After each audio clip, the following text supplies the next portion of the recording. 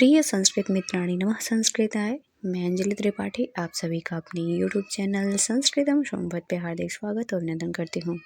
जैसा कि आप सभी जानते हैं, आज गणतंत्र दिवस है। ये 75वां गणतंत्र दिवस मनाया जाएगा। आज इस ऐतिहासिक और शुभ दिन की 75वीं सालगिरह है।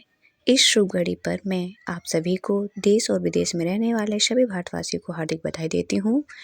सभी भाई बहनों को, सभी भारतवासियों को गणतंत्र दिवस की ढेर सारी शुभकामनाएं। सीमा पर रहने वाले वीर जवानों को हार्दिक शुभकामनाएं गणतंत्र दिवस की। जैसे कि कहा गया है, सारे जहां से अच्छा हिंदुस्तां हमारा, हम बुलबुलें हैं इसकी, यह गुलशिता हमारा हमारा, सारे जहां से अच्छा। चलिए इसी के साथ अपने सेशन को स्टार्ट करते हैं।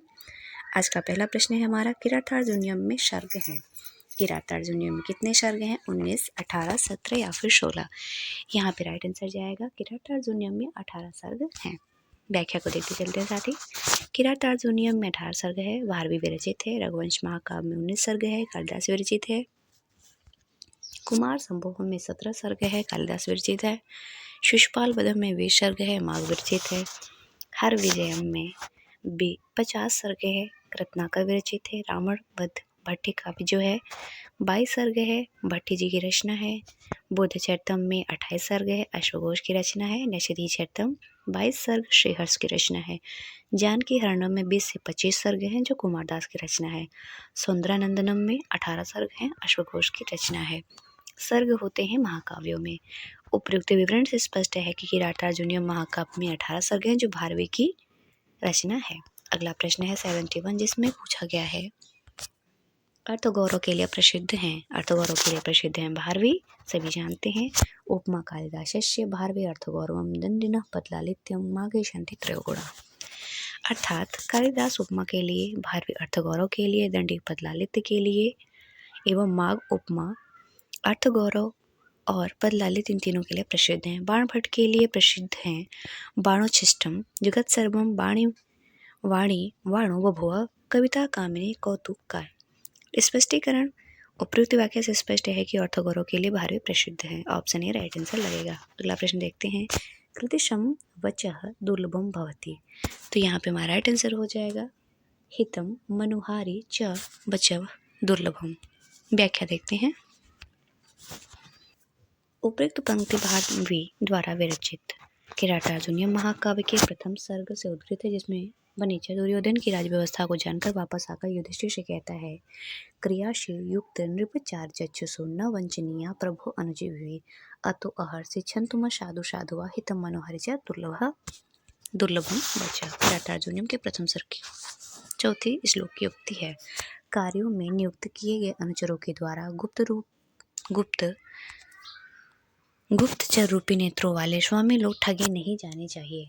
प्रशंसा के द्वारा गुप्तचरों को अपने राजा को कभी भी ठगना नहीं चाहिए। इसलिए मेरा अर्थात वनेचर का मन जो है, वचन अप्रिय हो अथवा प्रिय हो, आप क्षमा करने योग्य है, क्योंकि परिणाम में कल्याण करने वाला तथा तुरंत ही प्रिय मधुर लगने वाला वचन इस संसार में दुर्लभ होता है। इसलिए हितम मनोहर च दुर्लभम वचन, अर्थात हितकारी हो और मनोहर भी हो, तो ऐसे वचन दुर्लभ होते हैं।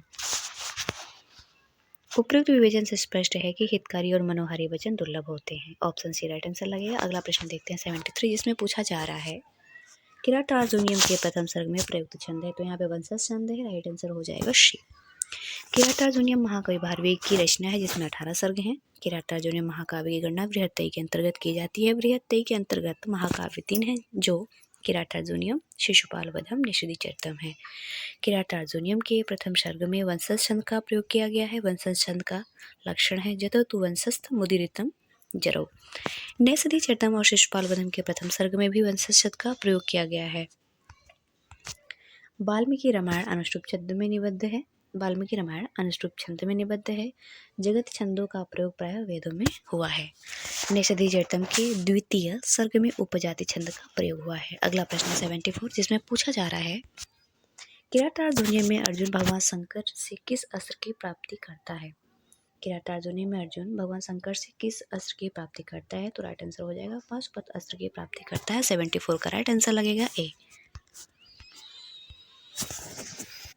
किरातार्जुनीयम महाकाव्य में अर्जुन को 18वें सर्ग में शिव जी के द्वारा पाशुपत अस्त्र की प्राप्ति होती है। ज्वलदना ज्वलदना लपरितं रौद्र अस्त्रं दधानं धनुरूप पदम अस्मय वेदम भ्या दिदेश। उत्तरामचरितम में राम के पुत्र होने के कारण लव को जिह्वक अस्त्र और वरुण प्राप्त होता है। उत्तरामचरितम में ही लक्ष्मण के पुत्र चंद्रकेतु के पास आग्नेय अस्त्र रहता है। हनुमान जी के पास हमेशा गदा रहता है। इनका अस्त्र गदा ही था। विष्णु जी अपने हाथ में सुदर्शन नामक चक्र लिए रहते हैं, इसलिए इन्हें चक्रपाणि भी कहा जाता है। अतः स्पष्टीकरण देखते हैं। उपयुक्त वर्णन से स्पष्ट है कि पाशुपत अस्त्र की प्राप्ति अर्जुन को ही होती है। 75वां प्रश्न है, 75 क्वेश्चन देखते हैं। पराभव अपृत्सो एवं मानिना, इस उक्ति के रचयिता कौन है? तो भारवी हैं और ये उक्ति कहती हैं द्रौपदी। कालिदास कृत रघुवंश महाकाव्य के दूसरे सर्ग में नंदिनी गाय की सेवा करने के विषय में राजा दिलीप कहते हैं कि स्ववीर गुप्ता ही मनहु प्रसूति ही। रघुवंश के द्वितीय सर्ग के चौथे श्लोक में कहा गया है, जो बहुत ही महत्वपूर्ण सूक्ति है, टीजीटी में प्रायः पूछी जाती है। मनुवंशी अपनी रक्षा स्वयं करते हैं। शिशुपाल वध महाकाव्य के प्रथम सर्ग में नारद मुनि श्री कृष्ण से कहते हैं कि सतीव योसित प्रकृति सुनिश्चला पुष्पा पुमा संभेति भवांतरस्वपि। मनुष्य की प्रकृति सती स्त्री की भांति अगले जन्म में इसी रूप में प्राप्त होती है। द्रौपदी युधिष्ठिर से कहती हैं कि पराभव अपसो एवं मारिनम, स्वाभिमानी के लिए पराभव अर्थात पराजय भी उत्सव के समान होता है। उन्हें पराजय भी उत्सव के समान होता है, लेकिन उन्हें युद्ध करनी चाहिए। नीति शतक के अर्थ पद्धति में भर्तृहरि राजा को उपदेशित करते हुए कहते हैं, नाना फलम फलति कल्पलते भूमि। नीति शतक के 38वें श्लोक में कहा गया है, कल्पवृक्ष की भांति भूमि अनेक फलों को देने वाली है, अर्थात प्रजा के सुखी रहने पर यह पृथ्वी कल्पलता की भांति अनेक मनोरथों को पूर्ण कर देती है। अगला प्रश्न है, हितम मनोहारी च दुर्लभम वचः, यह कथन किससे संबंधित है? अभिज्ञान शाकुंतलम नैषधि चरितम किरातार्जुनीयम। राइट आंसर लगेगा किरातार्जुनीयम से संबंधित है। अभिज्ञान शाकुंतलम नाटक के चतुर्थ अंक में शकुंतला की विदाई के अवसर पर सारण लोग कहता है, न खलु देहनताम कश्चित विषयो नाम। बुद्धिमानों के लिए कोई भी विषय अज्ञात नहीं है, अर्थात सभी उन्हें ज्ञात रहता है। भारवी कृत किरातार्जुनीयम के प्रथम सर्ग में पुनः युधिष्ठिर से कहता है कि हितम मनोहारी च दुर्लभम वचन, हितकारी और मनोहारी वचन दुर्लभ होते हैं। नैषधि चरितम के 5वें सर्ग में नल इंद्र से कहता है, आर्जवम ही कुटिलेषु न विद्यते।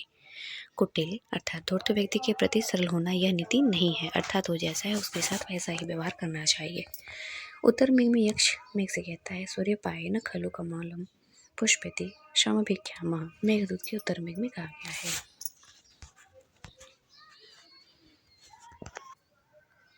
सूर्य के अस्त होने पर कमल अपनी शोभा को नहीं प्राप्त होता है, अतः यहाँ पे विकल्प बी राइट आंसर लगेगा। अगला प्रश्न है 77, अहो दुरंतावल बुद्धिरोधिता, यह सूक्ति किसने कही है? तो यह वनिचर ने कही है। भीम द्रौपदी दुर्योधन इसमें से कोई नहीं कहा है, यह वनिचर की उक्ति है।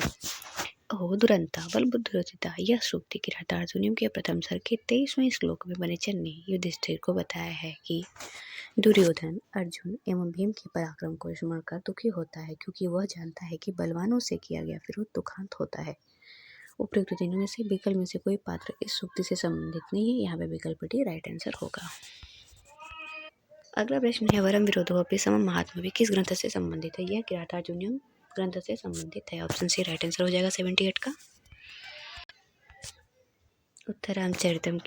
उत्तरामचरितम के द्वितीय अंक में वासंती आत्रेय से कहती है, लोकोत्तराणाम चितांश को नु विज्ञातु महर्षि। महापुरुषों के चित्त को भला कौन जान सकता है? पूर्व मेघ में यक्ष मेघ से कहता है कि याचा मुगा बर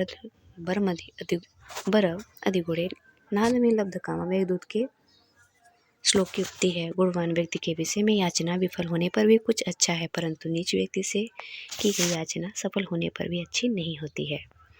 किरातार्जुनीयम में वनिचर युधिष्ठिर से दुर्योधन के विषय में बताता है कि वरम विरोधोपि समम महात्मा भी, महात्माओं से किया गया विरोध भी श्रेयस्कर होता है। कादम्बरी कथा मुख के सुख शावक निपात वर्णन में सुख राजा से कहता है कि किमि ही दुष्कर करुणा नाम, अर्थात करुणा रहित व्यक्ति के लिए कौन सा कार्य दुष्कर है? अगला प्रश्न है, संस्कृत साहित्य में अर्थगौरव के लिए प्रसिद्ध है। अर्थगौरव के लिए प्रसिद्ध है भारवी जी। ऑप्शन सी राइट आंसर लगेगा। श्रीहर्ष की नैस प्रशंसा में किसी विद्वान ने कहा है कि उदिते नैषधि काव्यम को माघ को च भारवी, अर्थात श्रीहर्ष द्वारा नैषधि चरित्र में लिखे जाने पर भारवी और माघ का भी स्थान नहीं ठहरता। महाकवि माघ उपमा, अर्थ गौरव एवं पद लालित्य इन तीनों गुणों में सिद्धहस्त हैं।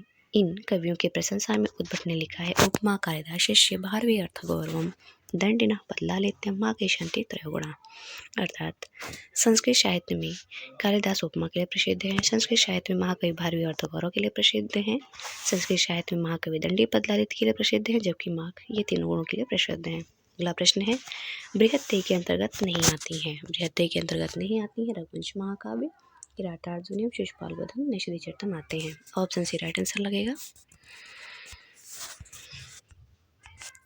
किरातार्जुनीय, शिशुपाल वधम और नैषधि चरितम में बृहत्तेय के अंतर्गत आते हैं। लघुत्रयी, रघुवंश महाकाव्य, कुमार संभव, मेघदूतम आते हैं।